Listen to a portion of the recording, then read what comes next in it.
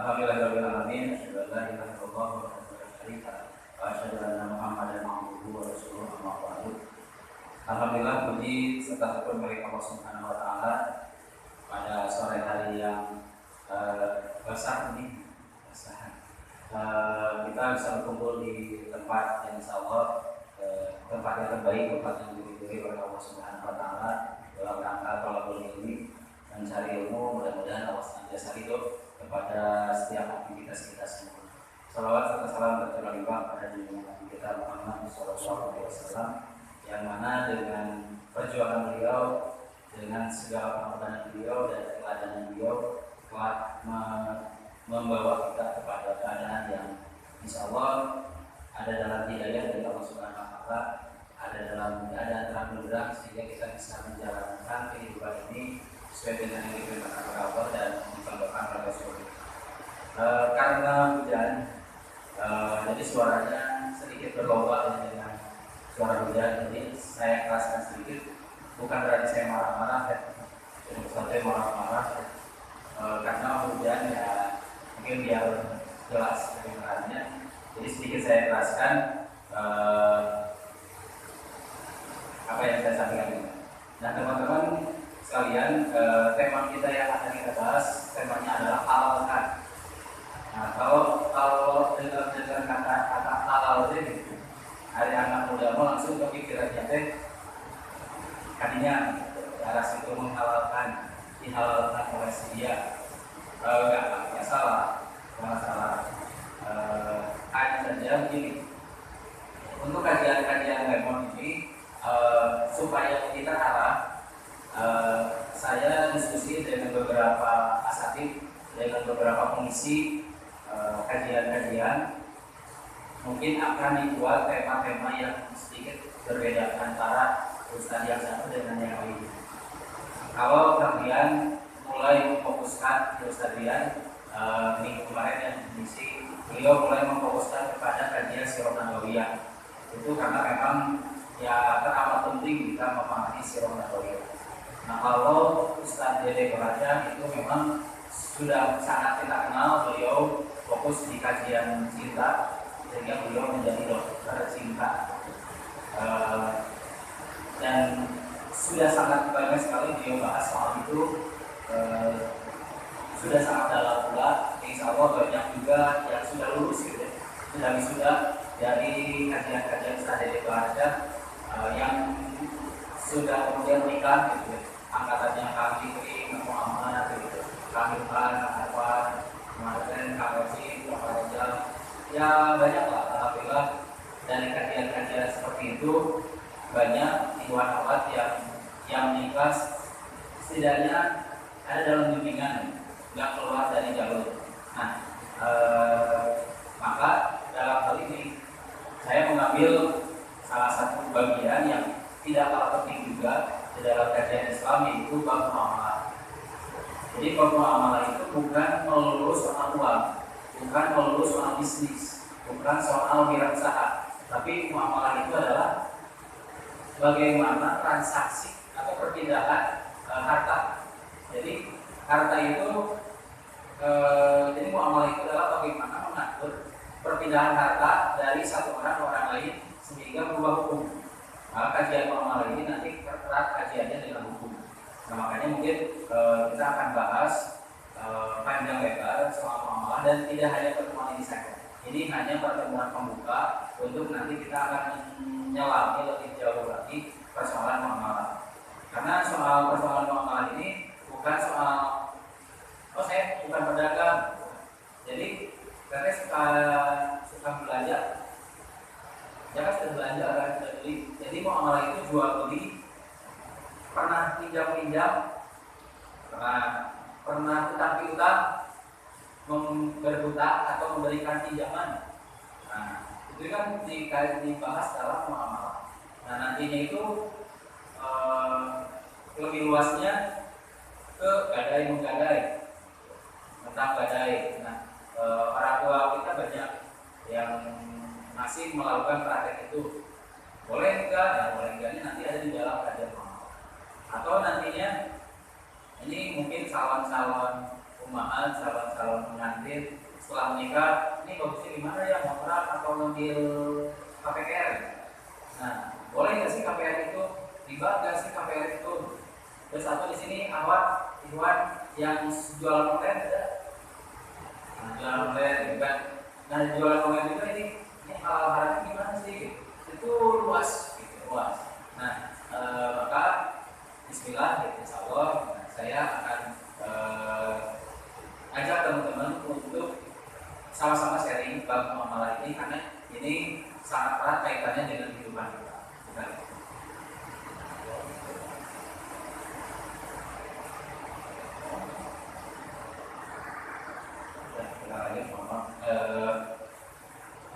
Jadi kajian muamalah ini jangan kaku, ini saya bukan pebisnis, tapi kita ini pasti akan sangat bersentuhan dengan kita. Apalagi nantinya memang jarang kajian, jarang bimbingan khusus ke muamalah ini yang akhirnya nantinya justru malah jadi tersesat. Bahkan kata Ali bin Abi Thalib pernah menyebutkan bahwa barang siapa yang dia itu berjual beli tapi tanpa mengetahui ilmunya, maka ia akan terjerumus kepada riba. Nah, itu hati. Kalau udah bahasa riba, riba, soalnya dosa-dosanya itu luar biasa.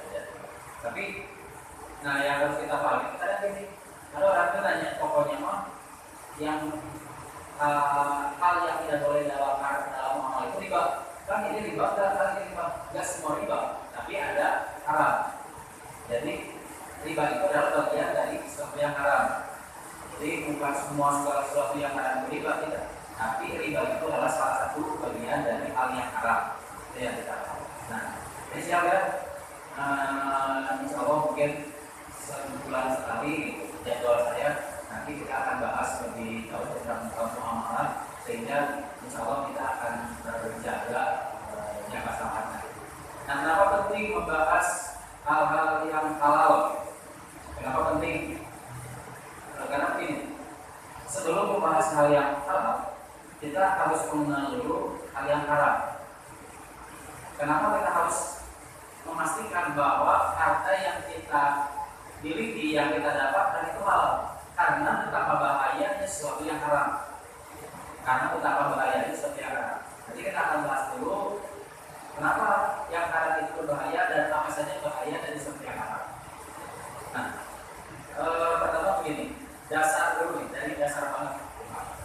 Segala sesuatu di alam semesta ini hukum asalnya adalah haram, bukan halal, tapi haram. Segala sesuatu di alam semesta ini hukumnya haram. Ya, semuanya haram. Semuanya tanpa terkecuali haram. Nah, kecuali dibolehkan. Kecuali dibolehkan. Oleh siapa? Pertanyaan begini, siapa yang berhak mengharamkan?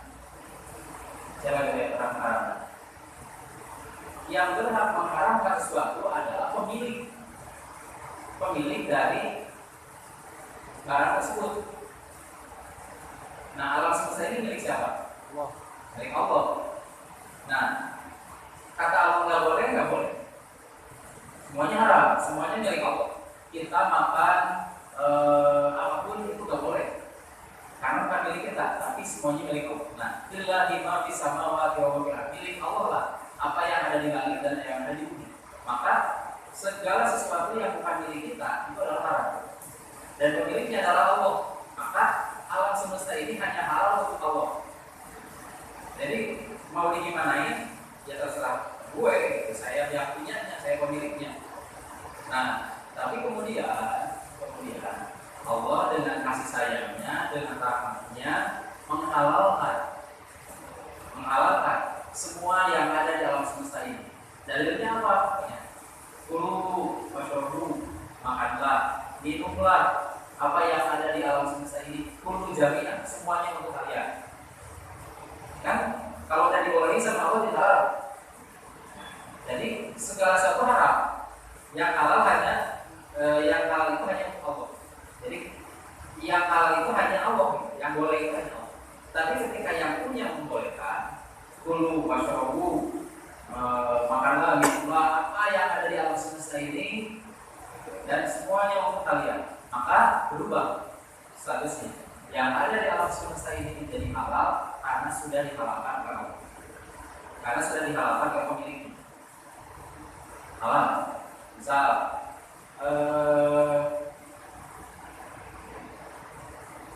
air ini punya saya. Air ini punya saya. Halal nggak untuk saya? Halal. Halal. Lalu Kak Reja teh mau tiba-tiba ngambil ini diminum ke Kak Reja teh tanpa sepengetahuan saya. Halal haram? Haram. Buat Kak Reja halal karena yang punya adalah saya. Ini milik saya. Saya boleh dong mengarahkan. Kan koyok nggak bisa dihalalkan dengan cara meminta. Kan koyok saya kata saya nggak boleh. Begini. Terus kakaknya teh maksa diambil dan diminum, halal haram? Masih haram. Masih haram. Gitu. Jadi siapa yang berhak mengharamkan pemiliknya? Alam semesta ini milik Allah. Kata Allah silakan, maka halal. Tapi halalnya juga masih dibatasi oleh pemilik yang lain. Maksudnya, secara halal air ini, airnya ya zatnya halal haram. Halal. Halal. Air ini halal. Dan kata Allah ini dari Allah. Tapi ketika air ini ada yang memiliki, dibeli sama saya, maka ada kepemilikan. Jadi halalnya oleh untuk saya. Dan orang lain yang tidak membeli, tidak memiliki hak atas air ini, haram. Walaupun airnya secara zatnya itu halal, tapi secara kepemilikan haram. Jadi teman-teman saya punya sandal. Kemudian orang lain pakai kasih izin yang punya halal. Mau orang dan kurang gitu.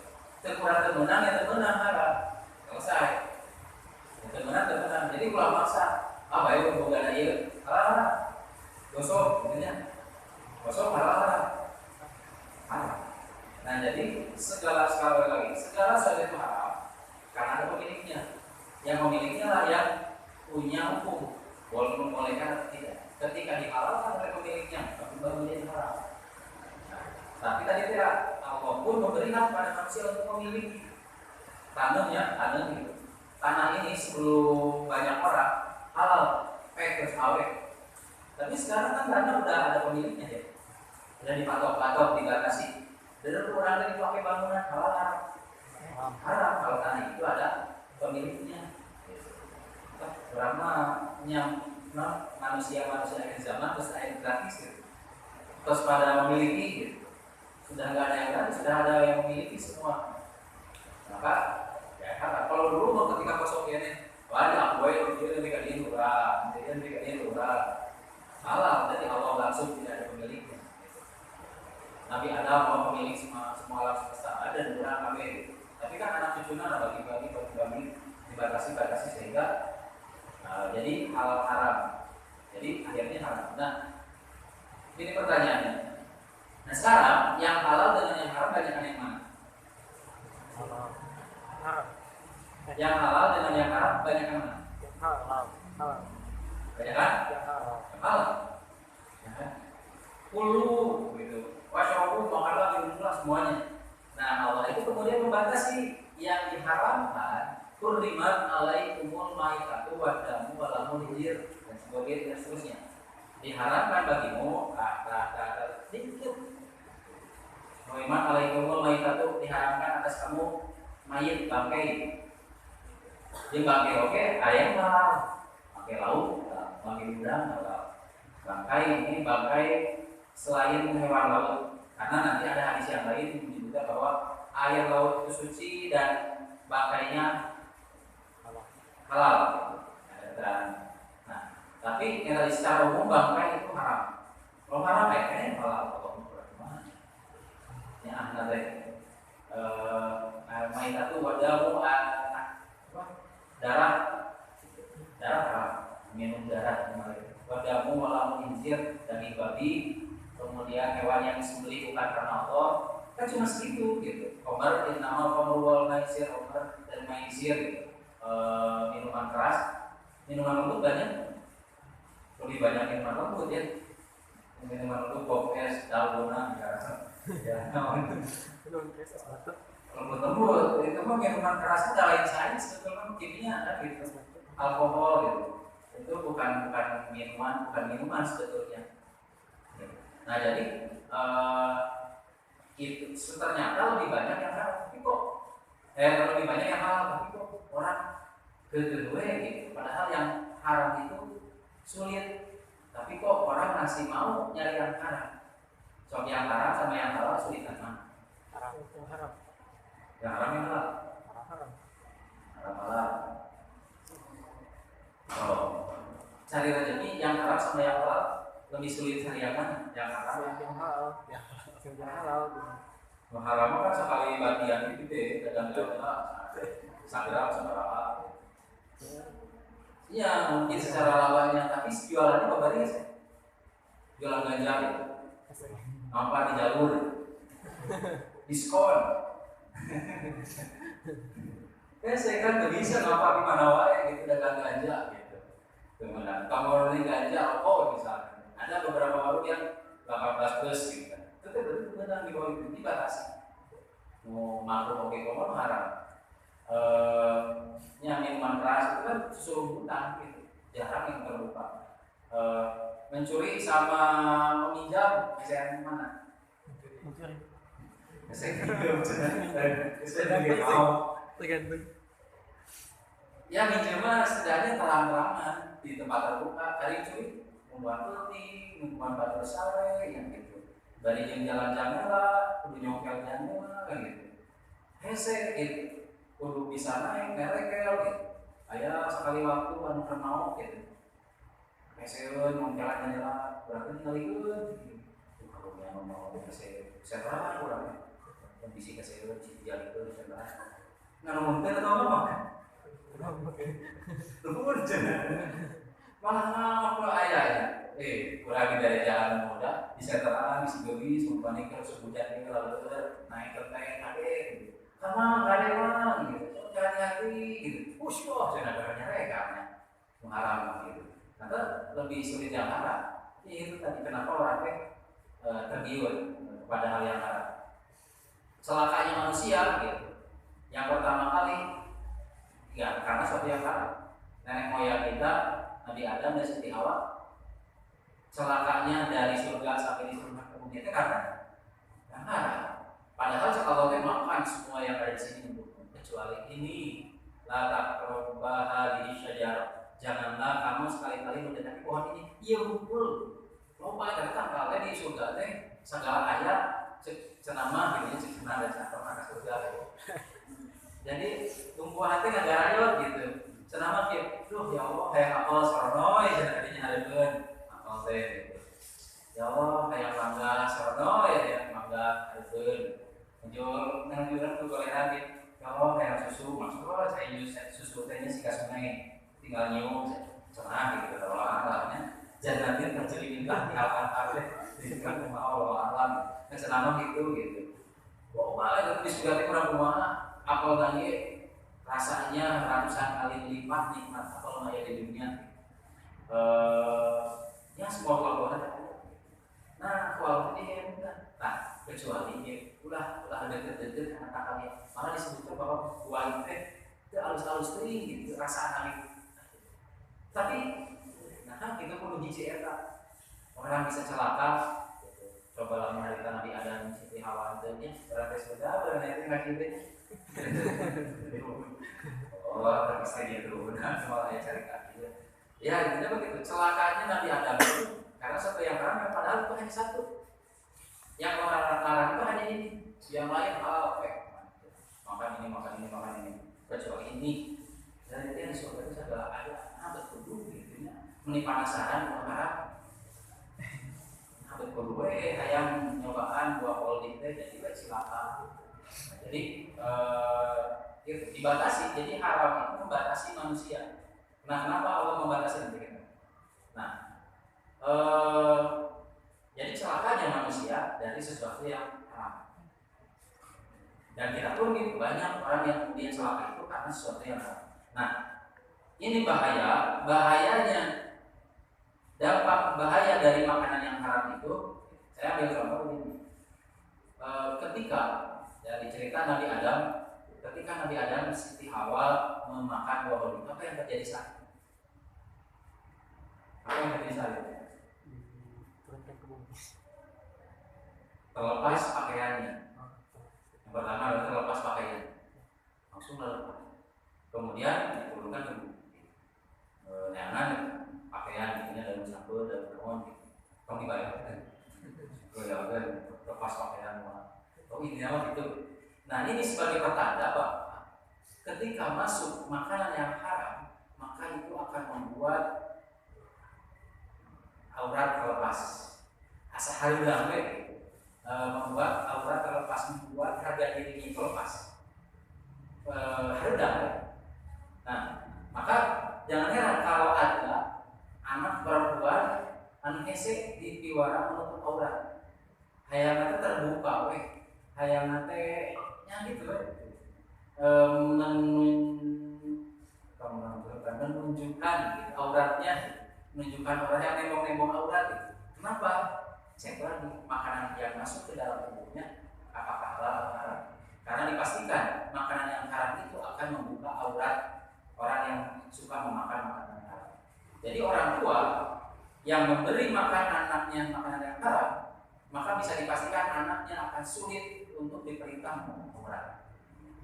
Sedangkan anak perempuan yang tidak menutup aurat, maka dosanya itu adalah untuk bapaknya, Abu surga. Nah, makanya ini kenapa seorang ayah, seorang ibu harus memastikan bahwa makanan yang dimakan oleh dirinya, oleh keluarganya, oleh anaknya itu adalah makanan yang halal. Karena makanan yang halal itu akan membuat redam, tidak akan membuat orang betah-betah memakai hijab dan untuk aurat. Jadi redam. Sabaliknya cek mana nama memakai hijab itu redam. Jadi kalau di sini awak yang suka pakai ngerasa ganteng, ya saya, biasa aja. Nah, karena itu insya Allah kalau makanan yang dimakan yang halal, memakai hijab menutup aurat setertutup apapun, itu tidak akan membuat dirinya gerah. Karena yang membuat gerah itu adalah makanan yang dia makan. Jadi lamun orang yang suka makanan yang haram, nah harus dapat bawa nanti gitu. Hanya dicek makanannya. Gitu. Nah, bahaya yang berikutnya adalah makanan yang haram itu akan mempengaruhi perilaku. Ceritanya begini, ada peneliti dari Prancis yang gini, babi itu haramnya karena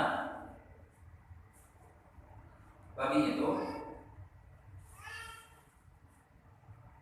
haramnya karena di dalam babi ada cacing pita.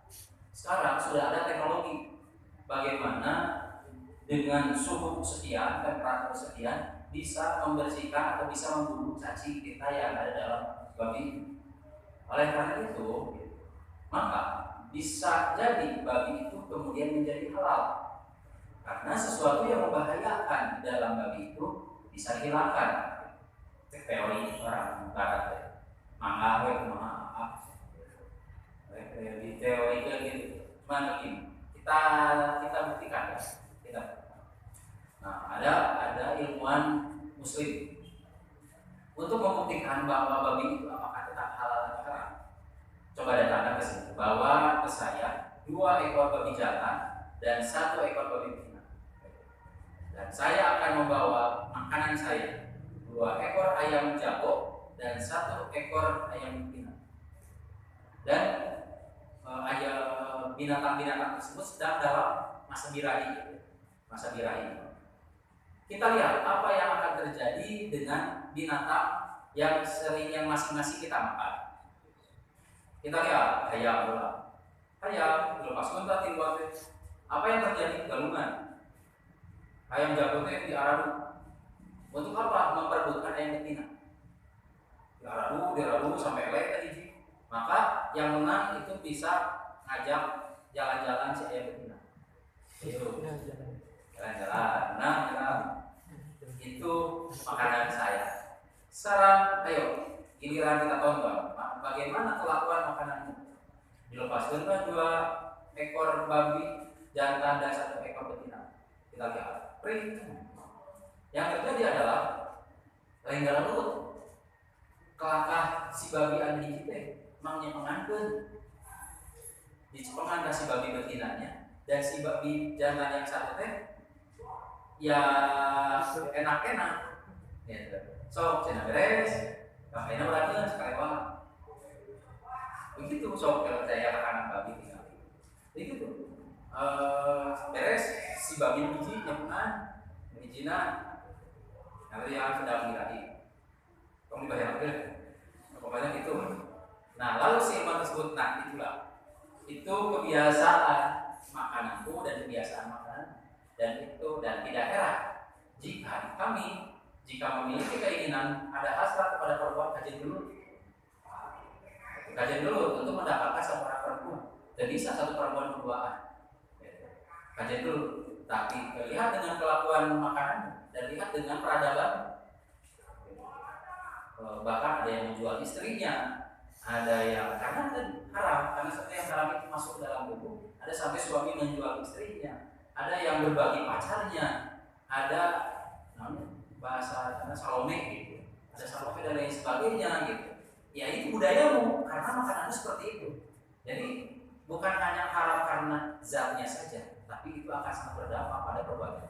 Nah makanya di sini bahwa setiap makanan yang kita makan itu halal haram itu akan sangat berpengaruh kepada sikap kita. Jadi satu tadi membuat gerak, kedua mempengaruhi sikap. Jadi kita kasih jelema nanti periksa makanannya ada yang haram atau enggak. Haramnya gimana haram dalam